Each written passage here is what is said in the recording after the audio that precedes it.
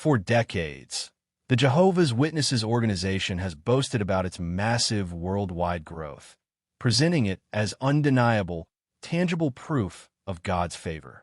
But here's the problem. If we follow that same logic, when the numbers stop looking so favorable, does that mean they've lost divine approval? Did a country that shows a decline lose Jehovah's favor? Or does a country growing at 5% have more of God's blessing than one that only grows 1%? And what about a country that grows just 0.001%? Does it still have God's favor or not? In this video, I'll show you, using the Watchtower's own official statistics, that the organization's growth has come to an abrupt halt over the past 5 years. And we'll also take a closer look at the reasons behind this sudden slowdown in its expansion. Before we begin, if you're new here, let me tell you that the voice you'll hear has been generated with artificial intelligence. However, the content doesn't come from an automated system. It has been written entirely by the creator of this channel. You can call me Nowachi. Here we go. This table shows the peak number of publishers reported by the Watchtower at 5-year intervals, from 1964 up to the most recent data available. This allows us to see the growth in the number of publishers in each 5-year period. With this information, I created the following chart, which makes it easy to compare the different stages of growth the Watchtower has experienced. For example, the 1975 effect is clearly visible. We can see how growth accelerated in the years leading up to it, and how the failure of the Watchtower's prophetic interpretation caused the organization to slow down. After that, the organization's peak growth came between 1985 and 1989. From that point on, growth steadily slowed throughout the 1990s until stabilizing at around 12% per 5-year period between 2000 and 2019, only to end with a sharp slowdown over the last 5 years. In fact, not even after the failure of 1975 did the Watchtower experience growth this low. We're talking about the weakest growth in the last 60 years. More than a 50% drop compared to the previous period. Nothing could be more telling than these numbers. Of course, we could spend hours going over the figures country by country, analyzing where the numbers went up the most and where they went down. But for the purpose of this video, what really matters is not to lose sight of the bigger picture. And to me, it's quite clear that the stagnation began in 2020, right when the whole world was stuck at home with plenty of time to poke around on the internet. With that on the table, let's move on to explore the possible reasons behind this sudden slowdown in Jehovah's Witnesses' growth. According to Stephen Hassan, Jan Jalalik, and other leading experts on cult worldwide, one of the key ways these groups maintain control over their members is through controlling information. In the case of Jehovah's Witnesses, that control is exercised in many ways, keeping you constantly busy, repeating over and over that if you want to please Jehovah, your friends can only be inside the organization. They tell you that reading books or watching videos from other religions will damage your spiritual health. And if it's material published by former members, whom they contemptuously call apostates, then it becomes an act of disloyalty to Jehovah, a trap laid by the devil. On the other hand, they hammer home the idea that worldly entertainment is immoral and harmful, but their music and videos, those are just fantastic. And so, little by little, you end up living inside an information bubble, a bubble where the only narrative you hear is the organization's official one. That narrative includes things like this. The events surrounding dates such as 1914, 1925, or 1975 weren't failed interpretations, but simply misunderstandings by a few brothers.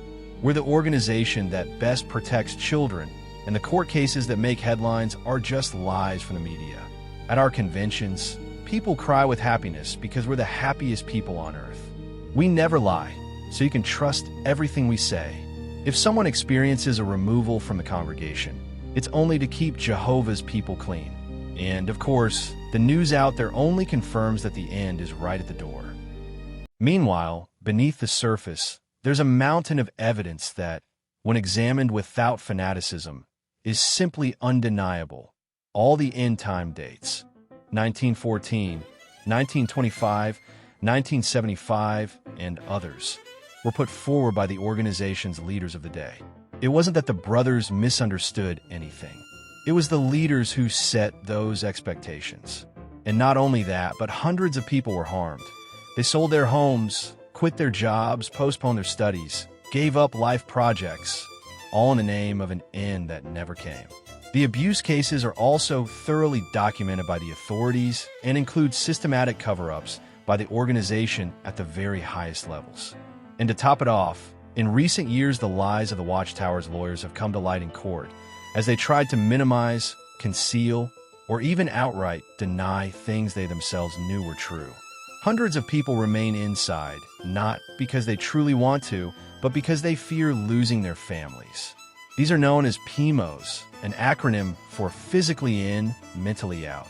A removal from the congregation, far from being a measure to keep Jehovah's people clean, is used as a mechanism of control to silence dissent, to hold on to members by force, and in not a few cases, as a vendetta by certain elders against individuals they personally disagree with. The result is that hundreds of witnesses live a double life. Burnout, depression, anxiety, and even alcoholism are on the rise among them.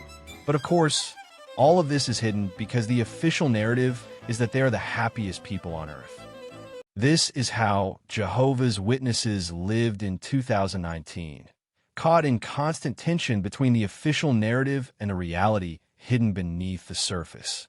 A draining tension, but one that persisted thanks to the tight grip of information control. Until 2020 arrived, and suddenly the whole world was locked down at home. Millions of witnesses now had plenty, and I mean plenty, of free time with a phone in their hand and access to the internet. That was the moment the bubble began to crack. And surely, it wasn't the most fanatical members who started to research and review this information for themselves online. It was those already carrying doubts, others still nursing open wounds, and many asking themselves, why is it that even though I do everything the organization says, I don't feel happy, and instead I'm getting more and more depressed each day? Those are the first ones to see reality for what it was and make the decision to leave the organization. Others, however, remain inside as PMOs, physically in so as not to lose their families, but with their mind and heart completely out. And in light of this, I want to make a few points. First, I'm sure there are aspects I've overlooked, and I'm convinced that you can add to them in the comments. That's why I really want to hear what each of you has observed or experienced. Second, this doesn't mean that the Jehovah's Witnesses organization is going to disappear tomorrow or that we can already consider it dead. No, its structure still stands, backed by immense financial resources and a well-oiled machine.